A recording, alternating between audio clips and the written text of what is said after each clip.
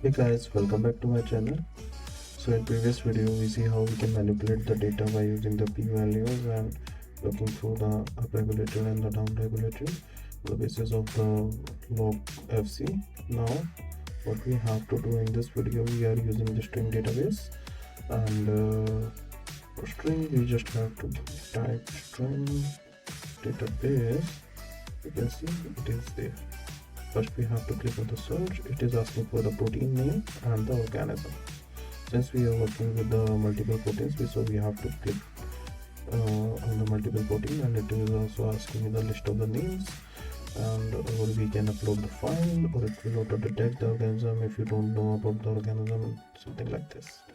So now what we have to do is, so the data total number of data points we left is 129, and from this we have to select I think top 70-80 for the data process according to the requirement, which first we have to sort it out,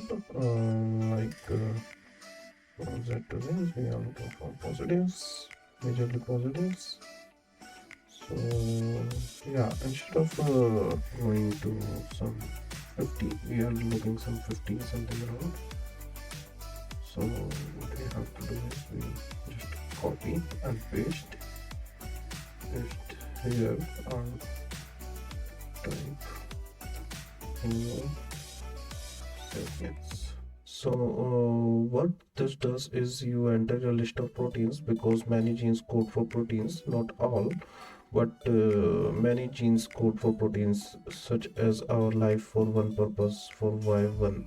And the thing is, proteins are like things to do that do stuffs in the cell, and proteins often interact with each other, and we are involved in various pathways also, and functions together, and so it's going to be allows us to see what are, how they are related, and how these genes are related. So the genes that protein name is the name as the gene in this case. So don't worry about the converting from which gene is a little convenient, I would say. So now you have to paste your gene list already, and select the organisms, and then you have to click on the search. Well, as you can see, string database is able to find some of the genes. Okay, so now we have to click on the continue, and you can see this is a huge story, but we have to go out, and you can see the network. As you can see, every bubble is moving, and you can move around according to your visualization, and each bubble is a protein. Okay, all they are connected with each other. So if you want to clean, and you can see which are actually correlated, you can do like this. The line between these two proteins are the interactions. Okay, this is the interaction. You can see when you click on there, and also when you click on this bubble, it is also giving you the information about the particular protein. Red 23A UV explosion. This is quite impressive, and when you click on this, let's see how it is looking. It takes some time.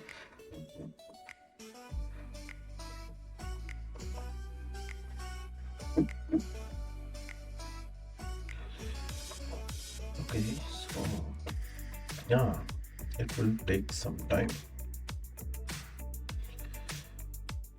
Let's try with some other protein.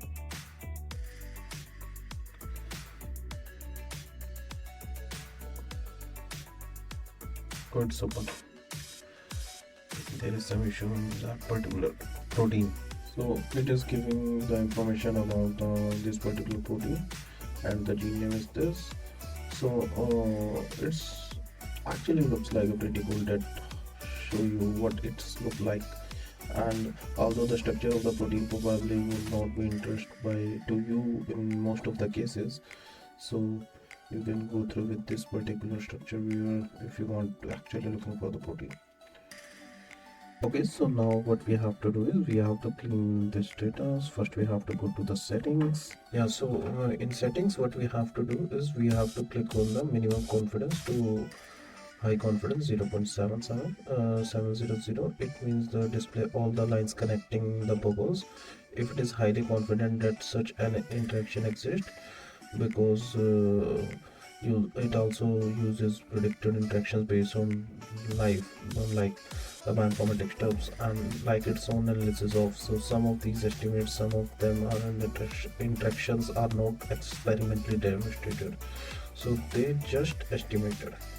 Okay, so you can set it to 0.7 to meet the requirement to make the minimum threshold for an interaction to be higher. This would reduce the number of lines and it would make the remaining ones more and more. So we can be more confident of the remaining ones. Next, you can click on the highly disconnected nodes in the network, and that you can see the unwanted genes, proteins are present. So it will remove all the proteins. So that would be easy for us to looking at our network. It's clean a lot now. Yeah, so it's clean a lot of things. So now it is the major things which we are looking at right now. So now we have to click on the analysis part, and you can see it will give some additional information to explain more. So I have to explain in detail, so I have to narrow down to the low confidence. But when you are doing some research, so you just have to go and click for the high confidence 0.7. And since it brings a lot of genes, and we actually do the input less number of genes, something around 50, so that's the reason I am explaining you with the low confidence. So now you have to see the network stats. The number of nodes, it is 44, the number of edges it's created 125, average node degree is 5.68. You can easily go to the documentation of this and understand what actually that is meaning. And if you can see, the function and enrichment is also shown in this particular network pathways in our network. So when you click on this, you can see the 5 out of 163 genes is fine, and their fast discovery rate is quite good, 0.017. And you can also see all the 5 genes are connected in the network, so you can also move it and see which genes are associated with this particular protein processing in endoplasmic reticulum. So that is also, and also after, when you can see in both the pathways, these 2 genes are also connected with the particular this.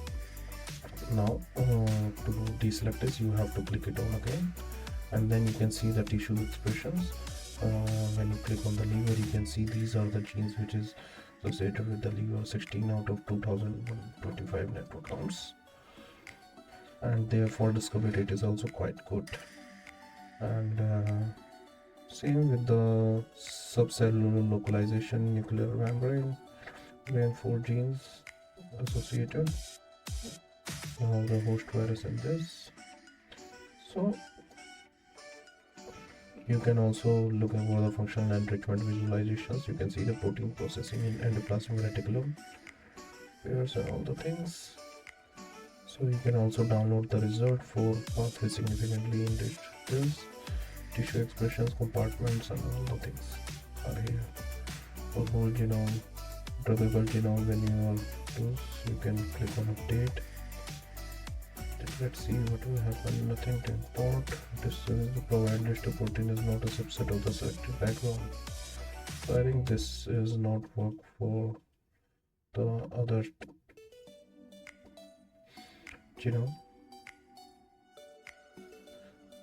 Okay, now we have to export. Click on export. You can see which node is connected to the another node, and it will also give us the information, and node scope is also given. So you can also export your current network in the form of PNG, a bitmap image, a high resolution bitmap, which is something around 400, a vector graphic user for Illustrator, CorelDRAW, and some other tools. It can be opened in this and edited in Illustrator, CorelDRAW. After that, you can export this file in the tabular txt output, which can be used in the Excel or the Cytoscape. And from Cytoscape, you can also identify the site harbor genes,